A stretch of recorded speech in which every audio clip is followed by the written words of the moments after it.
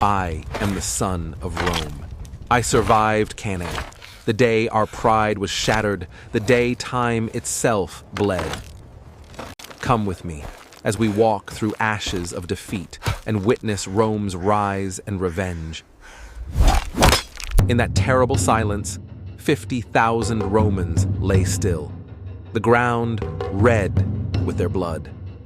Yet from this graveyard of men, Rome would awaken stronger than ever before. The survivors staggered home, carrying not only scars of battle, but the weight of a republic in despair. The Senate trembled, leaders quarreled. Some demanded surrender, others demanded vengeance. But the republic did not kneel. Instead, it forged steel from suffering. Rome called upon every man, woman, and child. The republic would not die in silence. New legions rose from the ashes, their discipline harder, their resolve unbreakable. And at their heart stood a man, Publius Cornelius Scipio, destined to challenge Hannibal himself. While Hannibal marched unchecked across Italy, Scipio studied him, learning, waiting. Scipio knew Rome's survival lay not in fear, but in understanding the enemy. On the other end, Hannibal still roamed Italy, unbeaten, his shadow heavy. But time was no longer his ally. Years of marching, battles without end, his veterans thinned, reinforcements never came. He begged Carthage for aid. He sent word to his brother, Hasdrubal, marching from Spain with hope of salvation. But at the Metaurus, Rome struck first. Hasdrubal's army was crushed, hope drowned by the river's edge. In Hannibal's camp, riders arrived with a gruesome gift, the severed head of his brother cast before him. Still, Rome pressed harder. Scipio would not give Hannibal the fight he wanted. Instead, he starved him. Cut off, wounded, and alone, Hannibal still stood, but now faced a war of attrition he could not win forever. At last, Hannibal sought peace. He asked Scipio for terms, to spare further blood. But Rome, hardened by scars, refused. The war would not end in words. Scipio had a plan, not to chase Hannibal across Italy, but to carry the war to Carthage itself.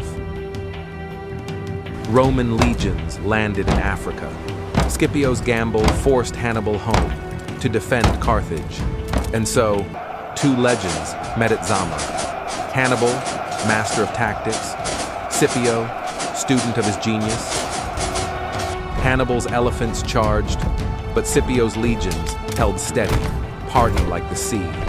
Spears rained down, the beasts fell, the tide began to turn. Legions advanced, shields locked, spears braced.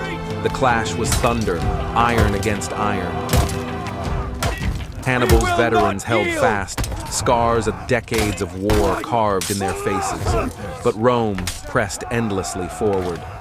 The Battle of Zama ended Hannibal's war. His soldiers begged him to escape, to live on, to rise again. Carthage's proud army broke. The master of Cannae was undone. Hannibal fled, exiled, hunted. But Rome was relentless, chasing him across the seas. Years passed. His enemies never rested. They demanded his life, even beyond the battlefield. Cornered at last, the great general chose his own fate. With poison, Hannibal ended his life, denying Rome its final triumph. The man who once brought Rome to its knees died by his own hand. Yet his ghost lingered. In every Roman victory, there was a whisper of Hannibal. For from his brilliance, Rome learned. From his terror, they grew unbreakable. And so, the Republic rose, forged in blood and fear. until it ruled the known world. The story of Hannibal Barca is no mere tale of defeat, but a lesson etched into history itself. I am the son of Rome. I survived Cannae, and this was the birth of an empire. The pages of history are written with the deeds of the bold, the victories, the defeats, the legacies that shape our world. If you thirst to witness more tales of courage and conquest brought to life, subscribe and join this journey through time, and tell us in the comments, which story of the past shall we reimagine next? This is What If, where the past meets possibility.